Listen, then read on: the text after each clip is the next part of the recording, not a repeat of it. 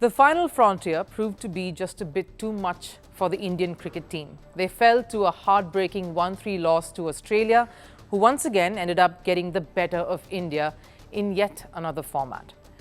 Now, that was a disappointing 2023 that they had. Of course, they lost that World Test Championship final to Australia. And of course, this ODI World Cup final just the same year, towards the end of that year, was just as heart-wrenching. That happened in Ahmedabad.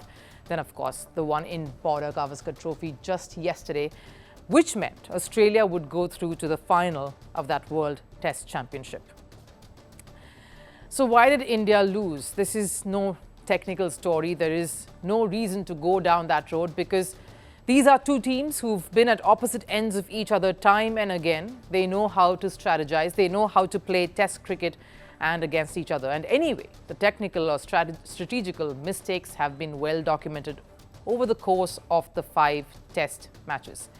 This is about the chaos that everyone seemed to be putting a carpet over, or trying to at least, that is raging inside the Indian dressing room. The true character of a champion side and a champion team comes through when they are up against a wall, when they're actually losing. And that's what happened in this series too. Indian cricket showed once again how broken and divided they are, how self-absorbed they can be in their own bubbles. The country was busy praising a captain for dropping himself in a test, watching a captain talk about his selfless act rather than coming to terms with the larger problem that Indian cricket team continues to face, the superstar culture that is threatening to destroy the rich cricket culture in the country.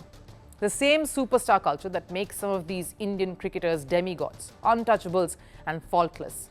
And they also do a good job of keeping that image up. Cricket commentator Irfan Pathan was livid at the end of that series. India does not need superstar culture. India needs team culture. Tell me, when was the last time Virat Kohli played domestic cricket when he was free? When did it happen? How long has it been? The superstar culture that, of course, he's referring to is rampant across Indian cricket, a sense of toxic culture. It prevents a die-hard cricket fan from acknowledging the true errors, the mistakes his or her heroes make. It stops an administrator from taking necessary action, keeping the larger good and purpose of the team in mind. And that, of course, results in only one thing: a big full stop to the growth of a sporting culture, a team culture. When there is I, where is the we? Where is the team? Take Jasprit Bumrah, a champion who's been the sole spark for India in this entire series. He's been dynamic as a bowler, as a leader, and yes, tried his best as a batter too. Kudos to the one man who was trying his best to get India to win. Now, he may be a superstar on the field, but he's far from displaying that superstar status with any antics of it. He was the only one in the Indian squad who truly tried to make an impact, and did too. More than 30 wickets, testament to that. But the sad reality is one player really cannot win a match, let alone a series. And at that post-match presentation, Bumrah tried to highlight this very problem. With one bowler shot, the others had to take extra responsibility. In the nervy moments, whichever team holds their nerve for the longest and sticks together and tries to find a way out of that will win the series. He doesn't say more, but that was enough for me to bring you the true picture. India needs to play as a team, stay together. It is India versus Australia, not one player's quest against another country. It's a series between two teams and two national sides, and you can only win if you play like one. He said it there in plain, simple terms for everyone to realize and understand. India is not holding that Border Gavaskar Trophy today because they did not play like a unit. Something Gautam Gambhir, the head coach who's now under fire, at least did enough to acknowledge. I don't want to say that. Since Jasprit Bumrah wasn't there, we couldn't get the result.